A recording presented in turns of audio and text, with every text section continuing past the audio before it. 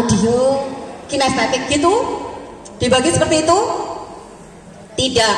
Menggunakan pretest. Pretestnya itu berisi apa, Bu? Ayo, Bu, pretestnya menggunakan apa? Oh, belum pernah mengalami saya sendiri. Oh, guru kelas 5. Oke, kalau di guru penggerak juga tidak tidak disampaikan secara detail. Oke, pokoknya taunya lewat pretest. Oke, ada yang sudah lulus angkatan 4? Angkatan berapa tadi? Mana-mana yang sudah lulus GP? Bapak, Ibu, jadi apa? Sudah lulus GP, Pak? Oh, mau ke belakang. Ada yang lulus GP? Ayo Pak, berbagi loh. Oh, lagi? Iya, proses ini kan proses ya mau ya Bu, mau pameran ya Bu sekarang. Sudah mau loka 6, 7, 6, sudah mau loka 6. Jadi yang pretestnya itu berisi apa? Kalau dulu kuliah pernah enggak Bu? Namanya pretest posttest. Pernah? Dulu penelitiannya tentang apa? Maaf ya Bu, ya memang saya masih muda, 17 tahun gitu ya. Jadi pretestnya tentang apa Bu? Kalau dulu ngambilnya di PGSD. Iya, penelitiannya langsung penelitian tindakan kelas. Iya, kalau penelitian tindakan kelas pasti ada pretest posttest ya. Iya, kenapa kok menggunakan pretest posttest? Oke, untuk mengetahui dampaknya ya kan, di awal sama di akhir. Kalau Dian yang lain? Pretest posttest itu disebut apa toh Bu sebenarnya? Ayo Pak, tadi dengar saya. Pemetaan, ya. Yang ngomongnya sebelah mana ya? Halo Pak, berdiri boleh? Pemetaan, terus apa lagi Pak? Pengayaan, penilaian. Oke, pemetaan, penilaian. Bapak Ibu, sebenarnya pretest itu adalah suatu kegiatan. Jadi pretest posttest itu bukan sebuah instrumen, tetapi pretest dan posttest itu adalah suatu kegiatan yang di dalamnya sedang menggali jawaban yang diinginkan.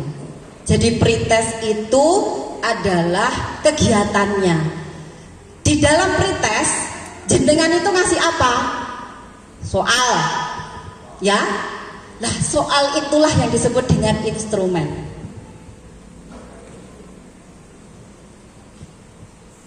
Soal itulah yang disebut dengan instrumen. Kalau pretest sama posttestnya itu adalah kegiatannya. Jadi saya mau tahu anak-anak itu di awal itu seperti apa, saya lakukan aja pretest. Boleh, tapi jawabnya jangan pretest itu sebagai instrumen. Salah.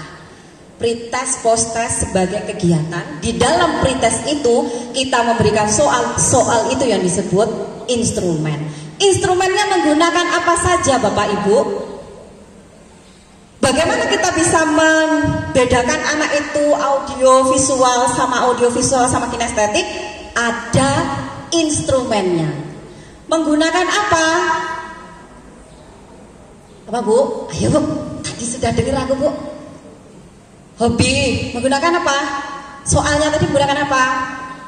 Ayo Pak, saya kayaknya baru melihat. Tadi saya bisik-bisik sama Pak Parno itu gini. Ya Bu ya, kok Bapak Kepala Sekolahnya banyak yang baru gitu. Jadi dulu-dulu ya benar ya, muda-muda gitu. Dulu belum pernah ketemu ya Bu.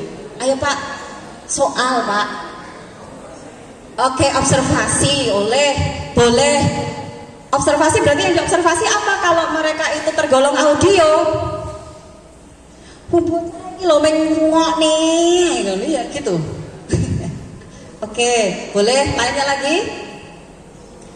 Jadi yang digunakan soalnya tadi, instrumennya tadi untuk mengetahui audio visual kinestetik, Bapak Ibu mencari referensi kuesioner, survei. Ada pernyataan-pernyataan dari para ahli. Jika pernyataan itu 80% ke ini itu dia termasuk audio, kemudian ini termasuk visual, ini termasuk audiovisual, dan ini termasuk kinestetik hanya dengan instrumennya kuesioner tadi. Nyarinya di mana, Bu? Browsing, Bapak Ibu. Jadi browsing.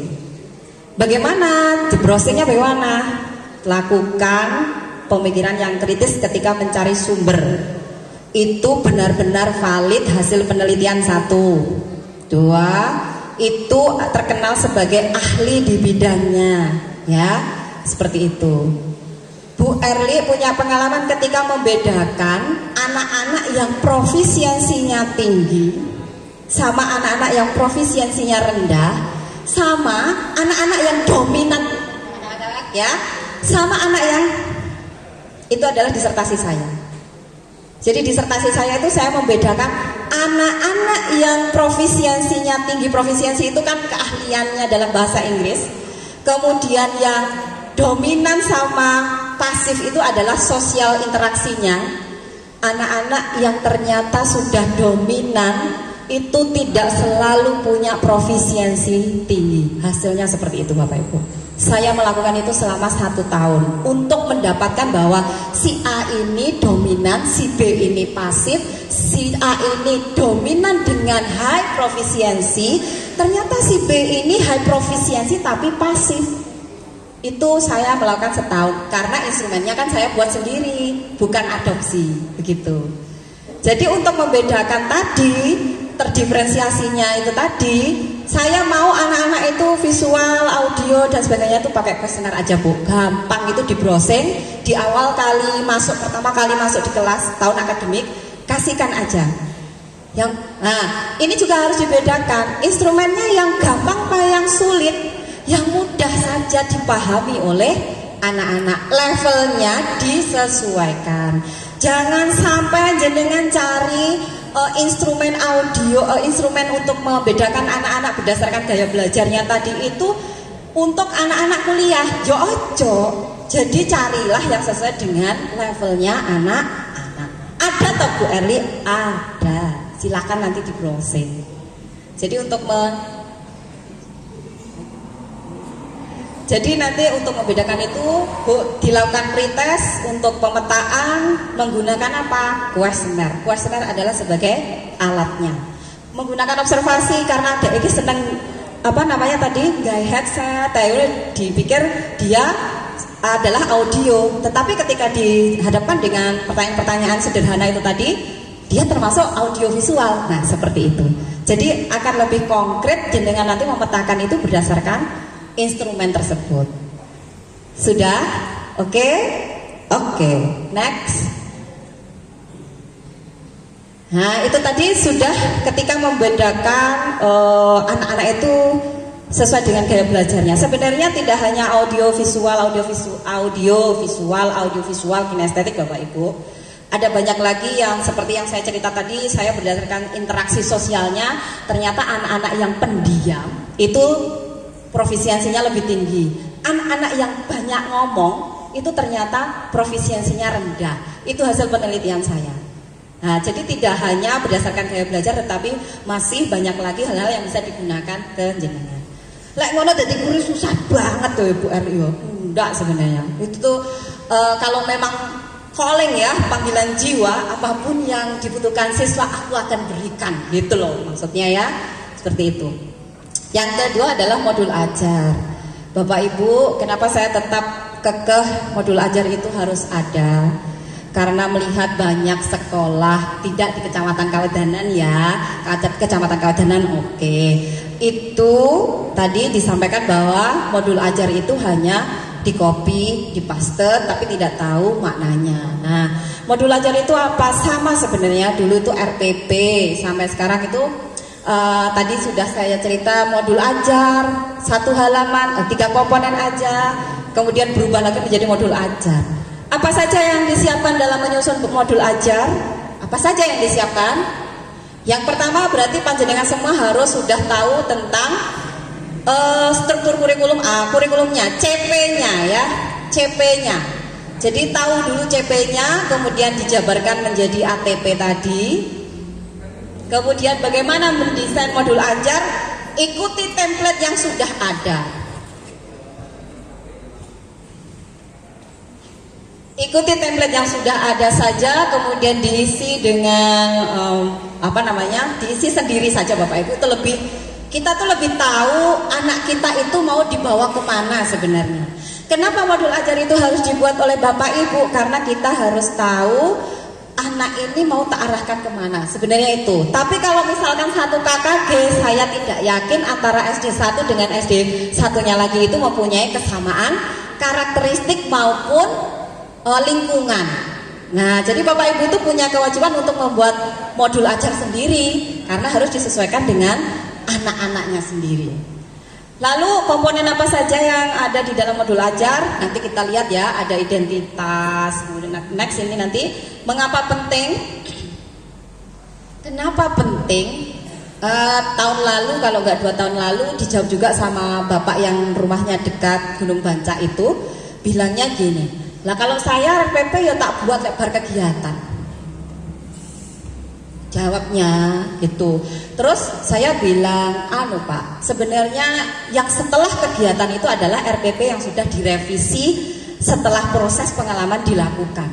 Tetapi yang namanya modul ajar, RPP itu harus draftnya, minimal draftnya itu harus ada di depan.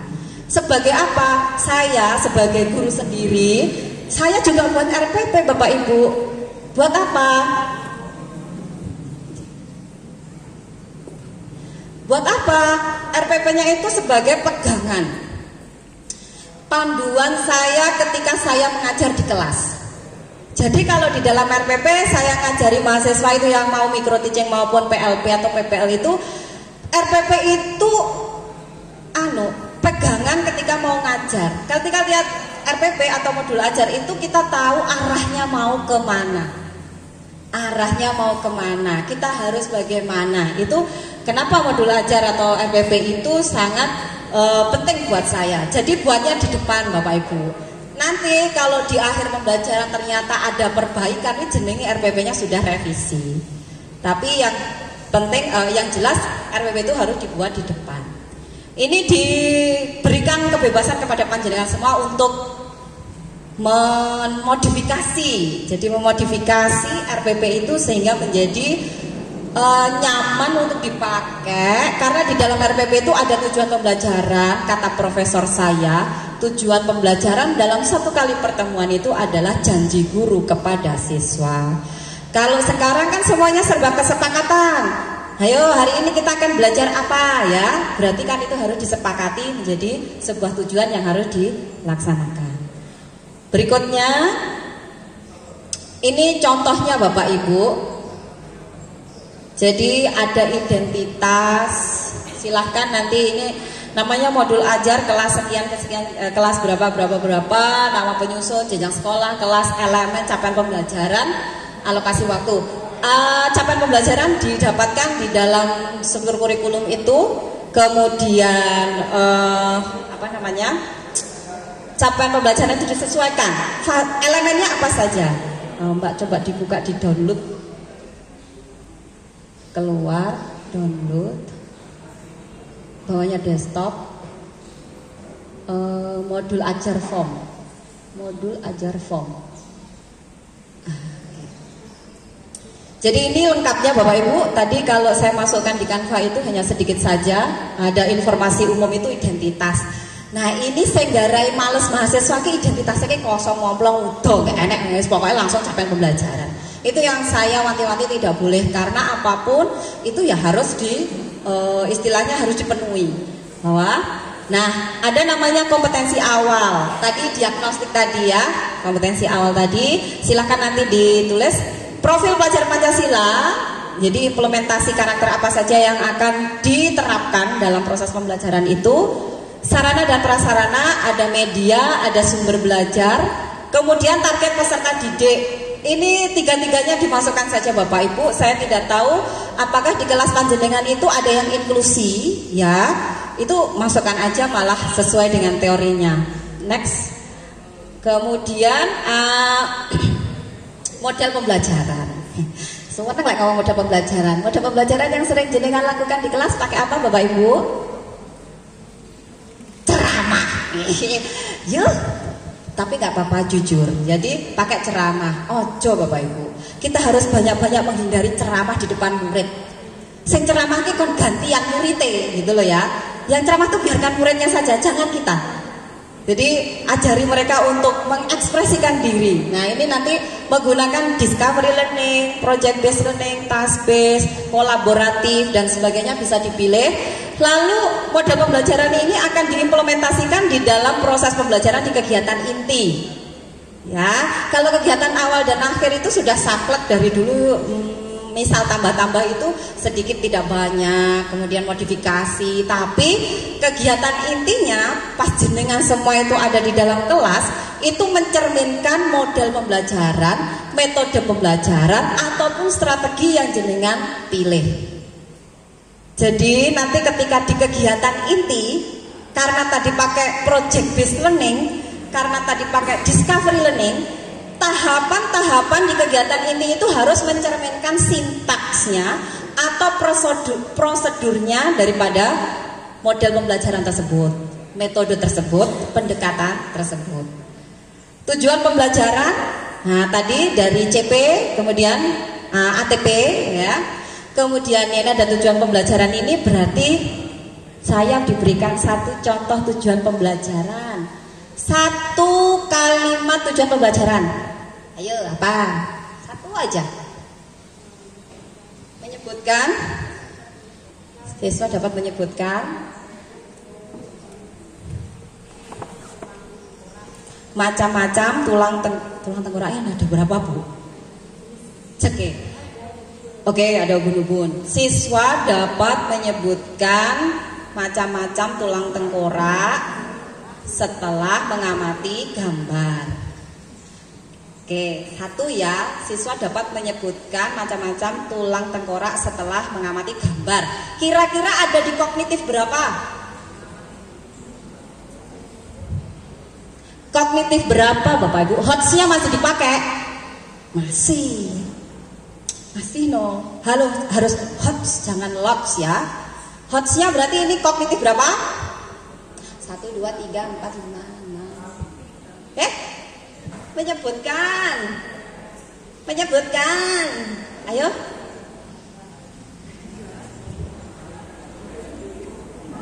Menyebutkan itu. Oke, masih di C1 Bapak Ibu. Padahal anaknya itu harus dibawa ke HOTS.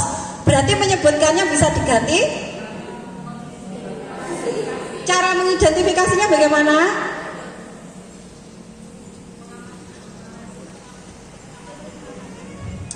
Mengamati tulang tengkorak. Terus sebenarnya yang paling bisa diukur mengidentifikasi itu geramjang Bapak Ibu. Tujuan pembelajaran itu adalah dia dapat diukur, visible,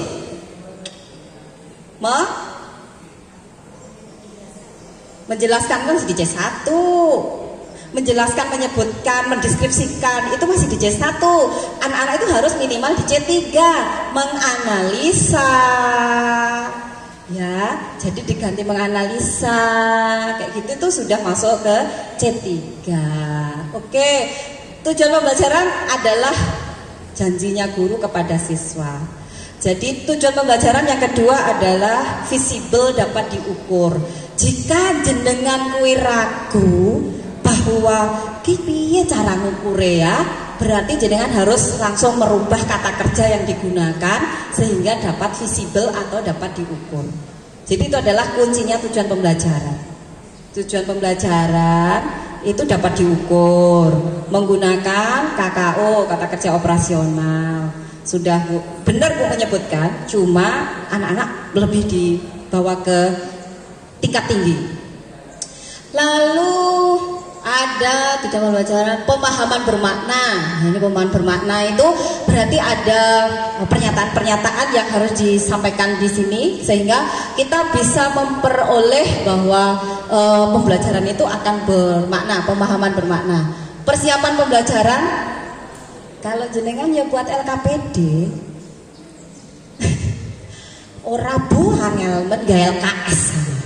Susah sih saya, padahal LKPD itu akan mengukur sesuai dengan kemampuan anak-anaknya jenengan. Nek LKS kuwi jelalah sing ngerjakne wong Solo Bapak Ibu. Jadi LKS itu disesuaikan dengan lingkungan Solo. LKS itu yang buat Surabaya Bapak Ibu, berarti disesuaikan dengan Surabaya. Kalau LKPD sesuai jenengan Bapak Ibu, disesuaikan dengan murid-muridnya. Iya, berarti harus membuat LKPD. Baik. Lalu ada kegiatan pembelajaran dan di sini ada pertemuan ke-1, pertemuan kedua. Bapak Ibu tidak perlu khawatir, jenengan bisa memodifikasi modul ajar itu bisa menjadi lebih dari 1 kali pertemuan. Oke. Kemudian ada assessment, tadi sudah disinggung assessmentnya formatif sama sumatif. Formatif itu kapan? Sumatif kui kapan? Oke, formatif ketika proses pembelajaran. Kalau sumatif akhir pembelajaran. Bapak Ibu ini sudah tahu semua. Kemudian ada refleksi ya. Bapak Ibu refleksinya hari ini apa ya sama anak-anak itu kalau dulu tidak ada. Ya, kalau saya refleksinya malam hari. Hari ini tadi saya ngajarnya seperti apa, tapi saya angen-angen. Kalau di kelas itu ya summary, kemudian memberikan kesempatan untuk bertanya, kemudian memberikan pengayaan, baru nanti taking leave. Next, selesai. Ada lampiran tadi LKPD-nya ditulis berdasarkan panjenengan semua anak-anaknya. Bahan bacaan guru, glosarium, daftar pustaka. Glosarium itu vocabulary Bapak Ibu. Jadi glosarium itu bahasa Indonesia, vocabulary itu bahasa Inggris ya.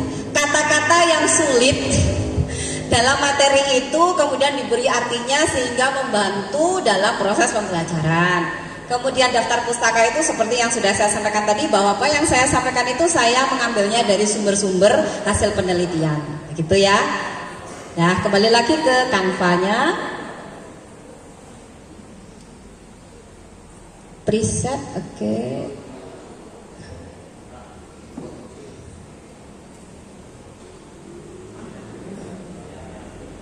Next, ini ada videonya Bapak Ibu.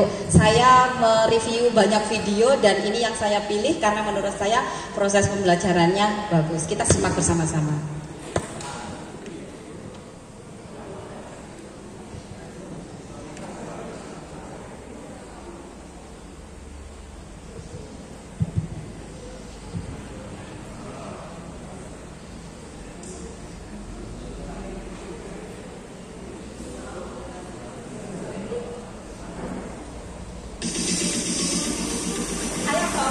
Tahun lalu saya mau nyetel gini tidak bisa.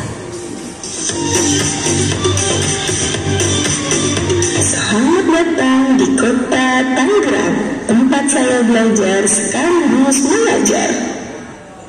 Apakah ada yang sudah tahu apa itu pembelajaran berdiferensiasi?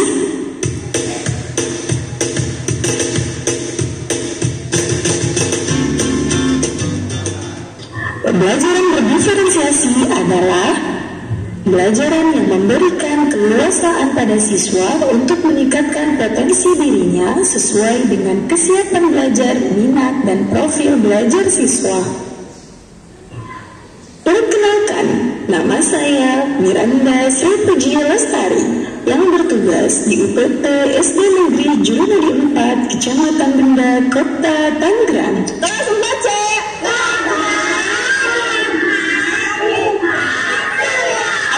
Sebagai guru kelas, saya akan menerapkan pembelajaran berdiferensiasi. Pertama, diferensiasi konten. Sesuai dengan gaya belajarnya, visual dan auditori dapat ditampilkan video beserta gambar-gambar. Gaya belajar kinestetik, saya mengajak siswa mengeksplor benda di lingkungan sekitar. Yang kedua, diferensiasi proses, mengkombinasikan dengan ice breaking dan games interaktif. Yang ketiga, diferensiasi produk. Seluruh siswa dapat menuangkan hasil karyanya dalam bentuk gambar, tulisan, atau presentasi di depan umum. Demikianlah penjelasan terkait tentang pembelajaran berdiferensiasi. Agar lebih jelasnya, yuk simak pembelajaran di kelas kami. Duduk siap. Oke. Assalamualaikum. Salam selamat dan sejahtera. Saling mendoakan di antara kita. Jawablah waalaikumsalam. Assalamualaikum warahmatullahi wabarakatuh.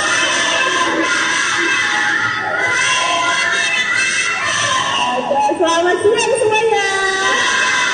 Bagaimana hari ini? Ada yang sakit? Tidak ada, alhamdulillah.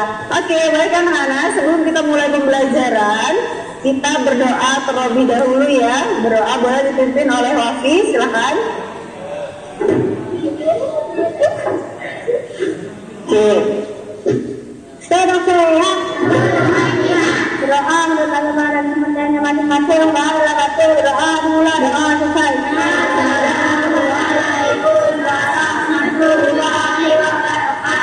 Sebelum mulai pembelajaran, Bu Nana mau absen dulu ya, absen kehadiran. Masuk semuanya? Oke, coba kita lihat dari absensi kehadirannya. Di sini dari Alizal, semuanya masuk semua ya? Oke, good. Pintar, bukan dulu. Kita mulai, masih ingat kesepakatan kelas kita? Yang pertama? Yang kedua? Belajar dengan tertib dan berbicara sopan. Siapa yang udah tahu tentang fotosintesis? Oke, sebagian ada yang sudah, sebagian ada yang belum. Nah, hari ini kita akan belajar fotosintesis biar semuanya tahu apa itu fotosintesis.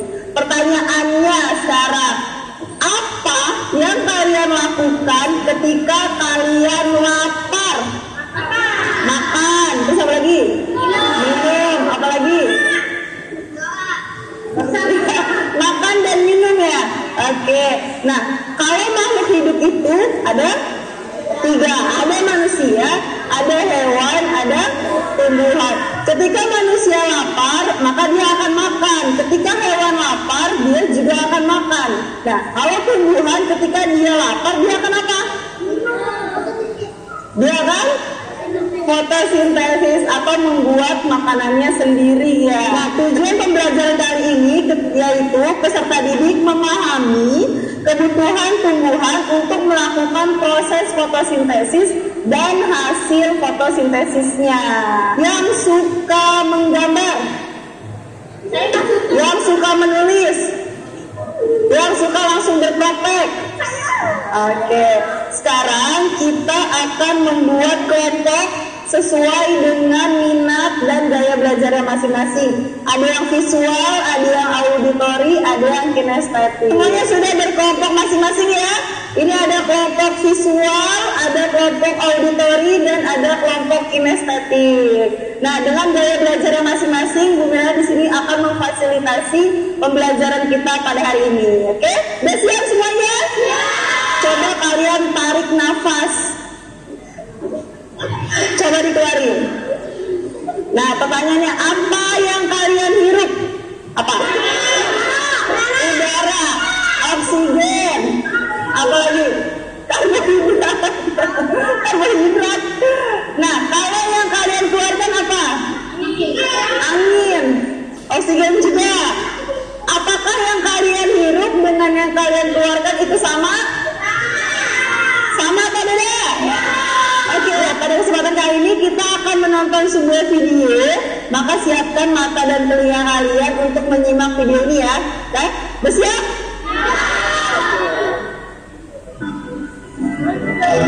Selain itu, Indonesia juga dijuluki sebagai salah satu negara yang diberi paru-paru dunia. Lalu, kenapa dengan banyaknya hutan dan pepohonan dapat menjangkau individu Tuhan memiliki sistem pencernaan yang berbeda dengan manusia atau hewan yang memiliki mulut, kaki, atau sistem pencernaan yang lain. Tumbuhan dapat membuat makanannya sendiri dengan bantuan energi matahari. Lalu, apa saja bahan-bahan yang diperlukannya untuk mengubah? Oke, halo anak-anak. Nah, tadi kita sudah tonton videonya sekarang siapa yang mau mengemukakan pendapatnya terkait dari video? Apaan? Dava dan Zen. Oke, kita ke Dava dulu ya. Yang kamu ambil dari video yang sudah ditampilkan? Tumbuhan dapat membuat makanannya sendiri dengan bantuan sinar matahari. Oke, itu tentang muda. Satu lagi Zen ya. Sekarang menurut Zen gimana tentang video tersebut? Indonesia adalah salah satu negara yang dijuluki paru-paru dunia. Oke, betul banget ya. Tepuk tangan dulu dong untuk Zen dan Dava. Oke, baik. Sekarang siapa yang mau ice breaking? Oke, semuanya berdiri. Ya, boleh keluar kursinya, nggak apa-apa.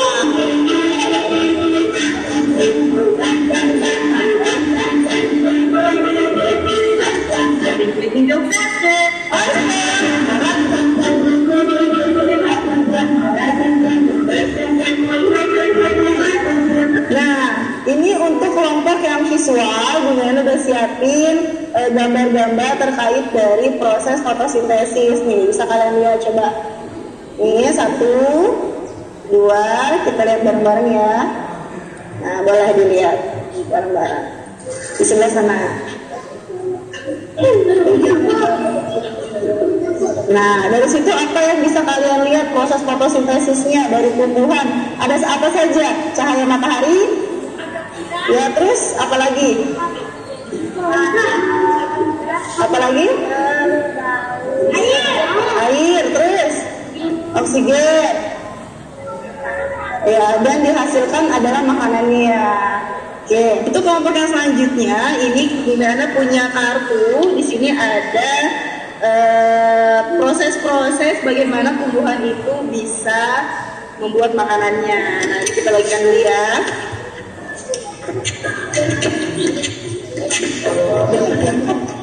Gambar boleh. Nah, kira-kira dari yang sudah terlihat yang nomor 1 itu yang mana? Bagaimana tumbuhan menghasilkan makanan? Oke, terus kemudian yang kedua? Siapa yang kedua?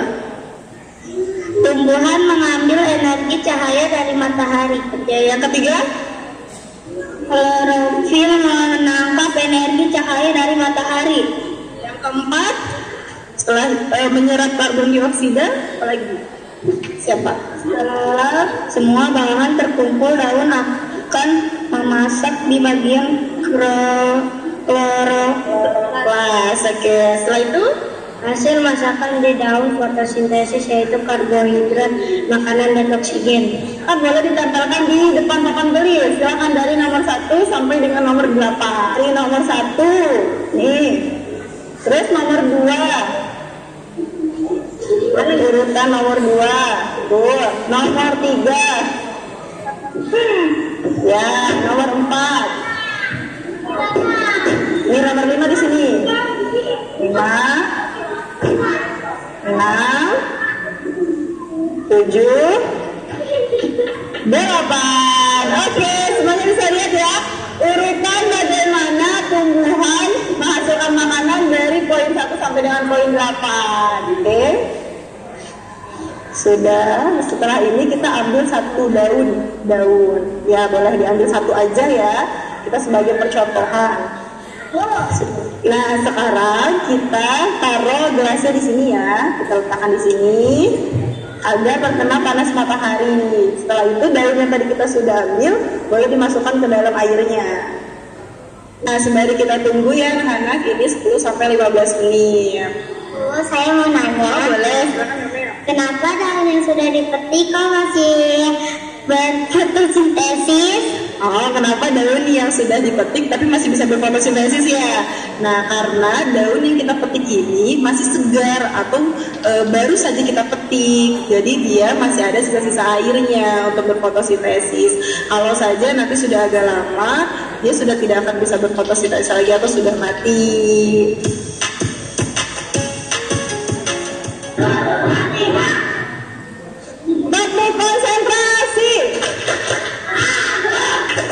Konsentrasi, karena aku guruku berbicara, aku yang mendengarnya.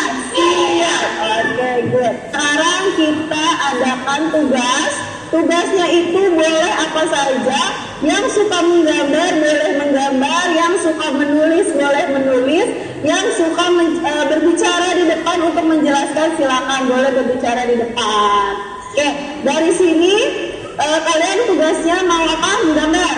Oke, berarti kalian gambar proses fotosintesis ya.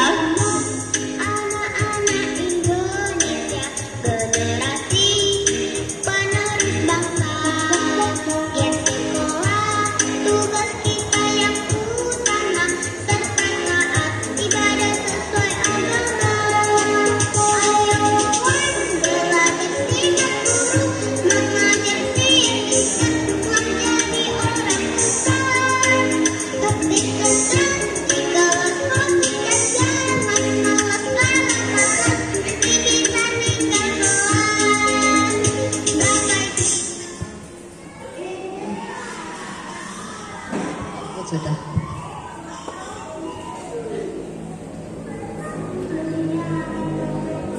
Baik Bapak Ibu, terima kasih sudah menyimak video saya, mereview banyak video sebenarnya. Tetapi saya sesuaikan dengan yang diminta. Hari ini saya ambil yang ini, ternyata dia juga juara 1 ya dalam lomba mengajar. Apa yang dapat disimpulkan dari video tersebut? 1, anak aktif. 2, Pak jenengan tuh jangan duduk depan sini loh Pak. Dari tadi aktif soalnya. Pak sini Pak, kosong Pak. Oh saya duduk sini. Oke, sudah kalau begitu. Dari video tadi kita bisa melihat bahwa proses pembelajarannya sudah menggunakan proses terdiferensiasi. Ada berapa jenis Bapak Ibu diferensiasinya? 3. Ada konten, proses, produk. Semuanya disesuaikan dengan gaya belajar siswa. Tadi akan bertanya gini, Bu lah itu kok ditanyanya siapa yang suka baca, siapa yang suka nulis, siapa yang suka ini gitu ya. Itu on the spot atau di dalam proses pembelajaran. Tetapi yang saya ceritakan di awal tadi, ketika kita mau memilah anak terdiferensiasi gaya belajarnya tadi dengan menggunakan kuesioner itu kan di awal pertama kali masuk. Tapi di dalam proses pembelajaran bisa culik 2-3 pernyataan yang ada di dalam kuesioner itu untuk ditanyakan kepada siswa secara langsung, hanya untuk membedakan dalam proses pembelajaran itu juga bisa. Begitu. Jadi pembelajaran diferensiasi tadi itu terdiri dari konten, proses, dan produk, dan sudah sangat jelas sekali bahwa ketika konten itu Bapak Ibu guru tetap masih menjelaskan. Tetapi sebelum masuk ke terdiferensiasi tadi itu ada yang namanya apersepsi ya Bapak Ibu ya.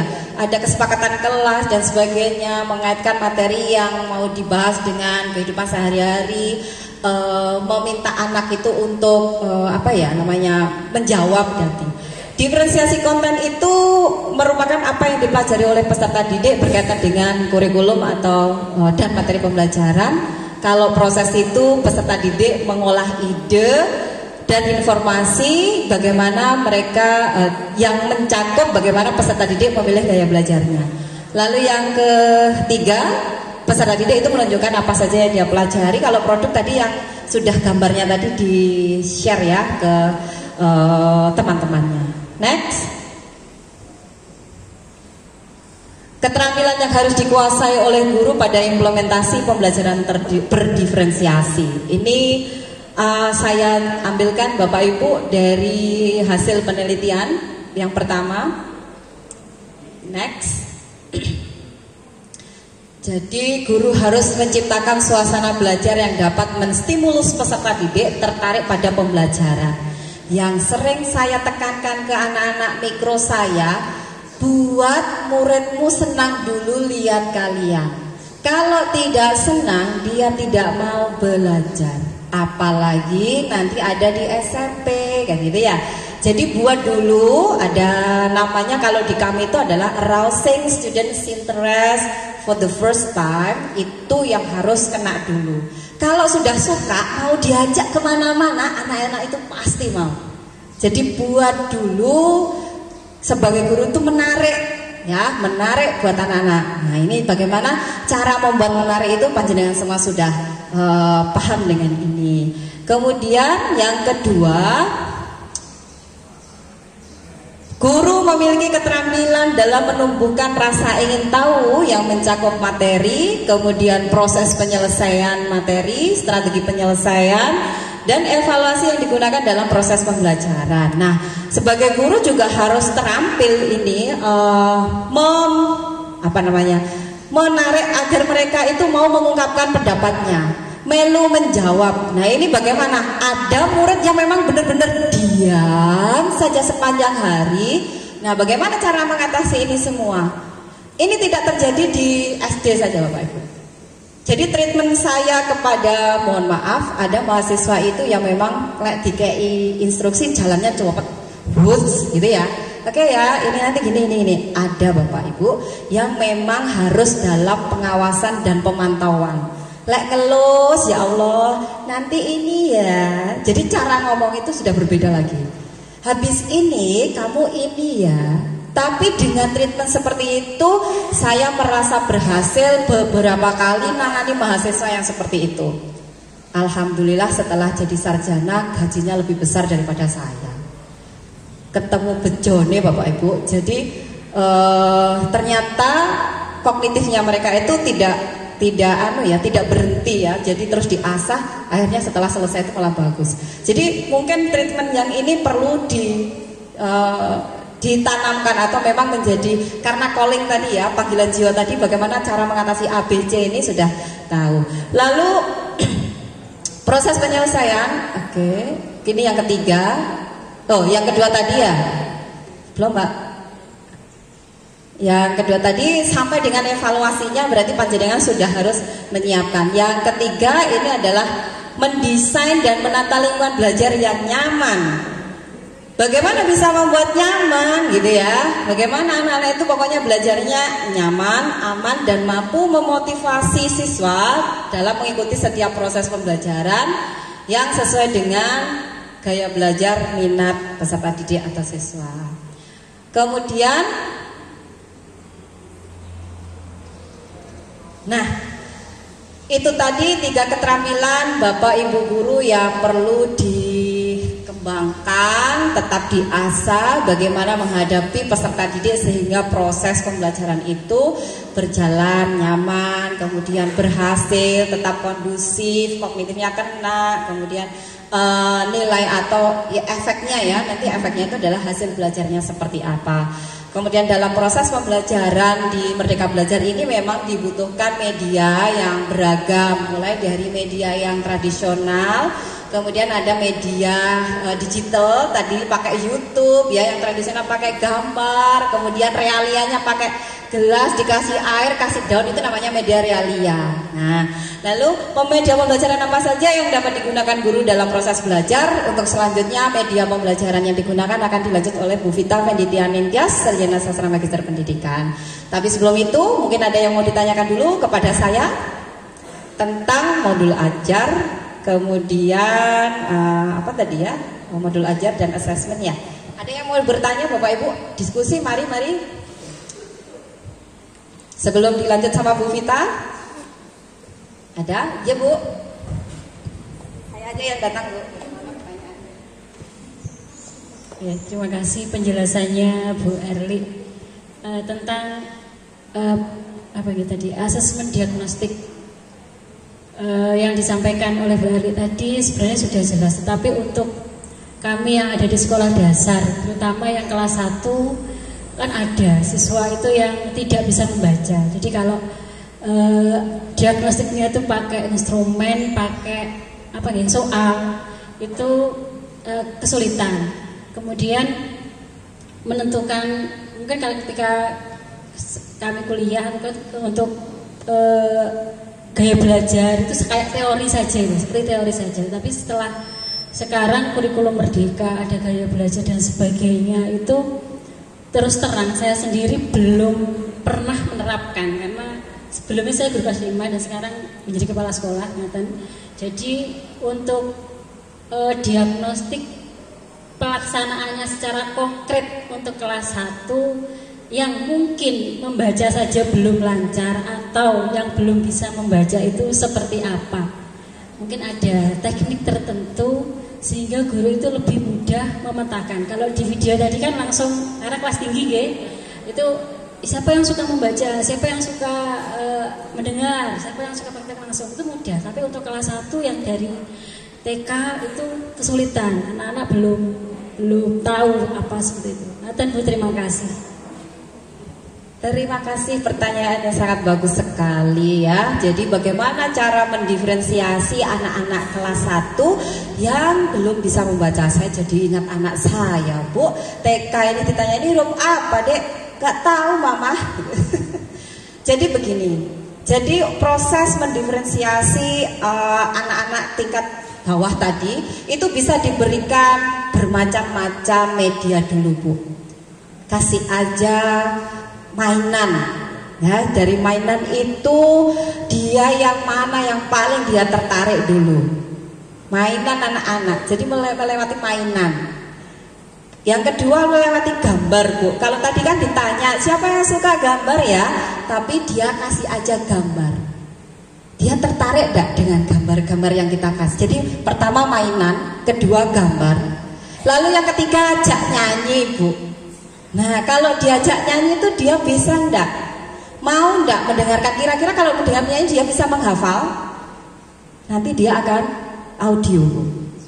Kemudian kalau kinestetik ajak kasih. Kalau kinestetik itu apa ya, Bu? Lego ya, mainan lagi. Mainan Lego itu loh, Bu. Nah, saya tahu anak saya yang SMP itu kinestetik itu karena dia itu otak-atik dari kecil, enggak bisa diam.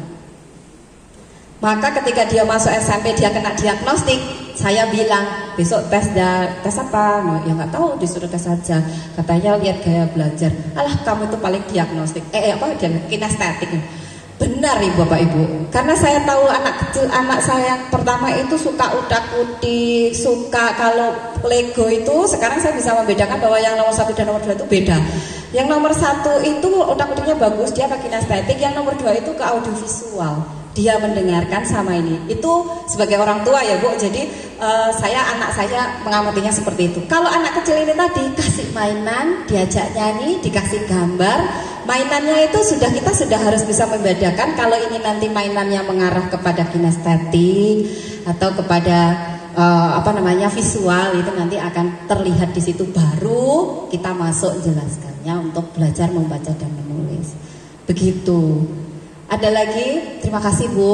Ya, terima kasih. Oh iya, gaya belajar tadi. Dulu kalau kuliah diajari mesti ngantuk ya, Bu.